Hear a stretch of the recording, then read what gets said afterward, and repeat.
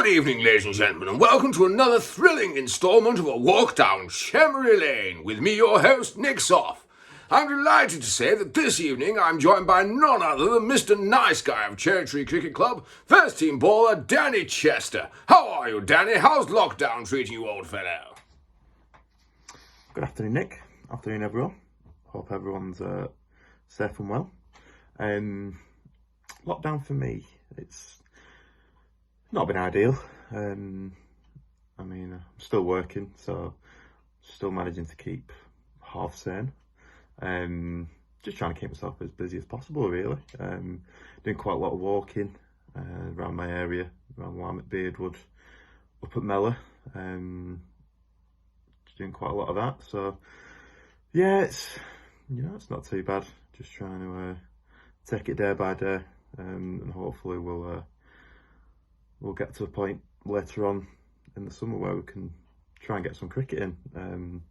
You just don't know, do you? But let's do what we need to do now. Stay alert. I think Boris is a new message. And fingers crossed everything improves sooner rather than later. It's a real pleasure to have you with us this afternoon, Danny. Now, you're a relative newcomer to the club, having joined a couple of years back from East Lancs while club legend Nas Iqbal was first-team skipper. What made you come to the club, and any regrets, other than Hatfield being in charge now, of course? Yeah, so I think it was the end of 2016 where I actually signed for the club. I remember getting a phone call from Mr. Iqbal,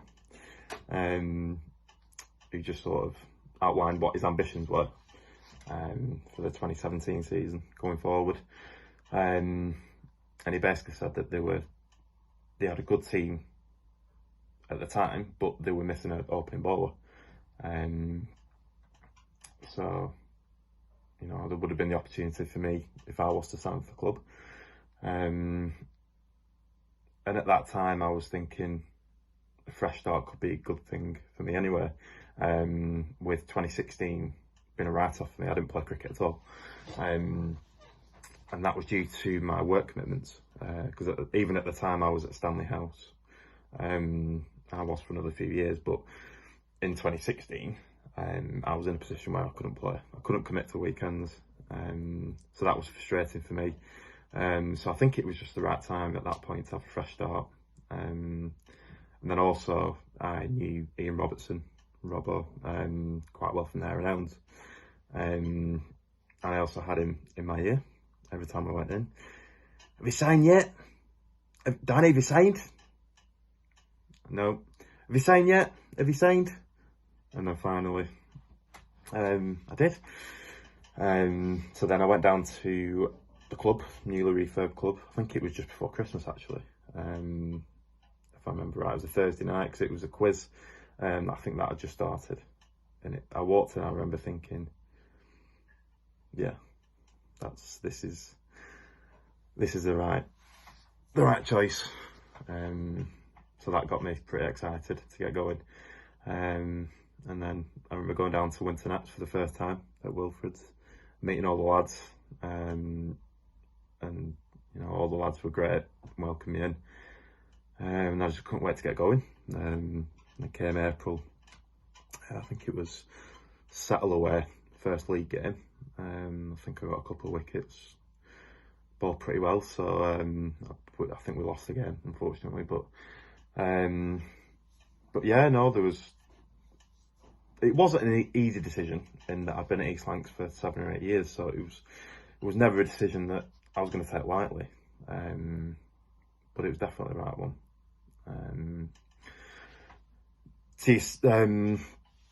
Now, if there's any regrets, the only regret is really that we haven't achieved more than we have, really, with the team and the squad that the first team have.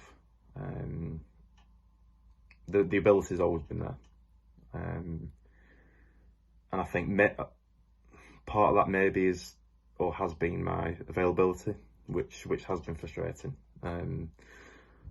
Yeah, a lot of people know that my first couple of seasons there, probably played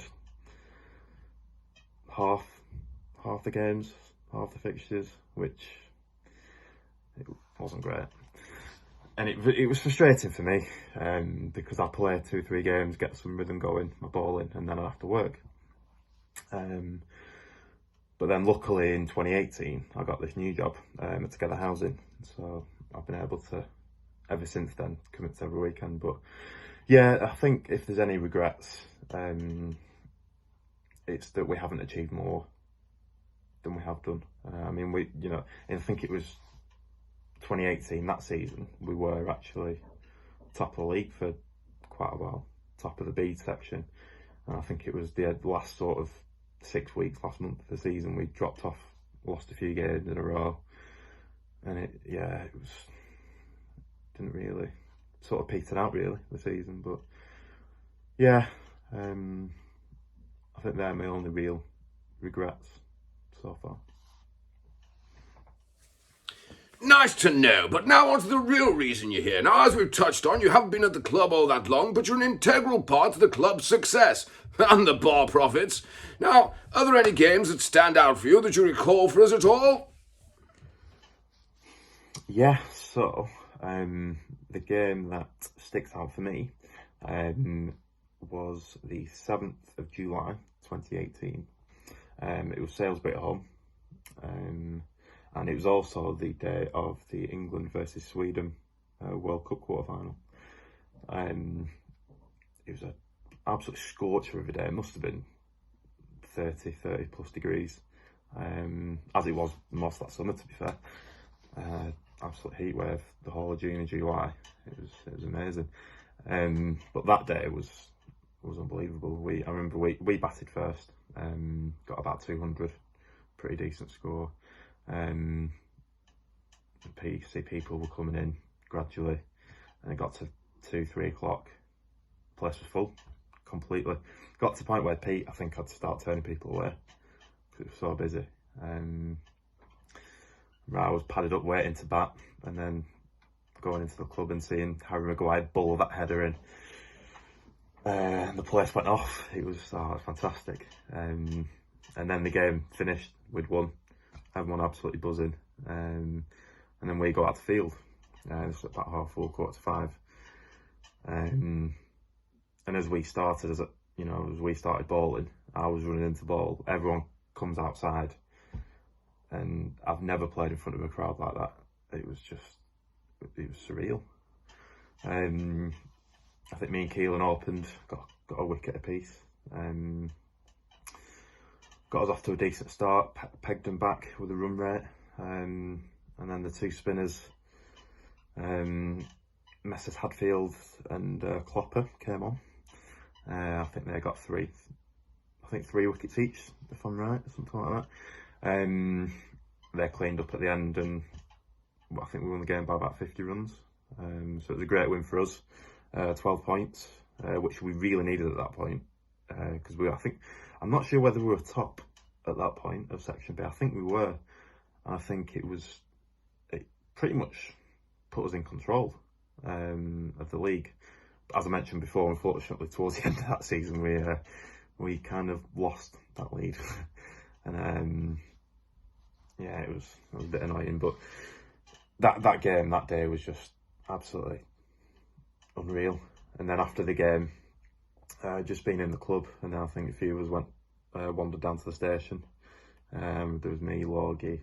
I'm pretty sure I remember Dotty with his cherry tree baggy on. That was brilliant.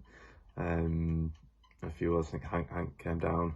And yeah, it was just, the whole day and night was just one of the best days for me in my cherry tree career. And it was, yeah, it just kind of summed up that summer really. The whole vibe of that summer was fantastic. Just a shame that we couldn't carry on in the first team, carry on that form that we had pretty much up until I think it was end of July. It was just a shame we couldn't carry that on. But yeah, that was a great day, that.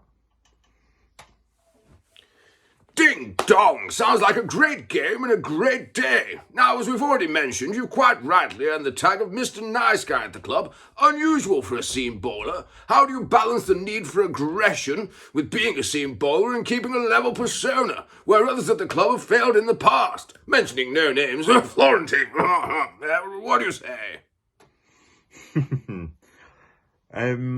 Yeah, I think Mr. Nice Guy, that's interesting. Yeah, I think with regards to bowling,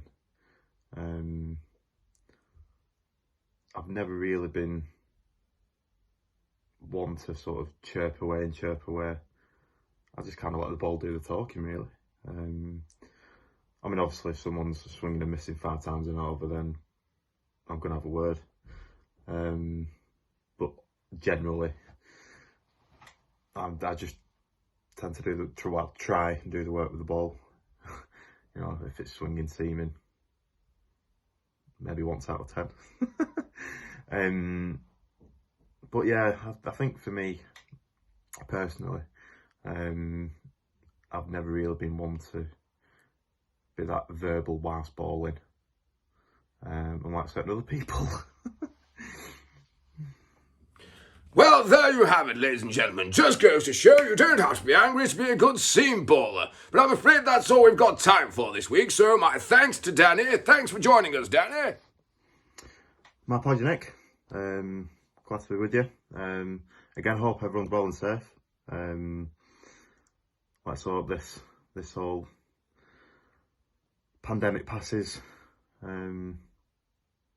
sometime soon. But in the meantime, we've just got to do what we've got to do. Hopefully can see everyone soon down at the club, whenever that is. But no, stay safe, everyone, and take care. And so, it's farewell from him and it's TTFN from me. Join us again next week for another thrilling instalment of a walk down Chemory Lane. Until then, this is me, Nick Soff, saying, I'll catch you on the slip side.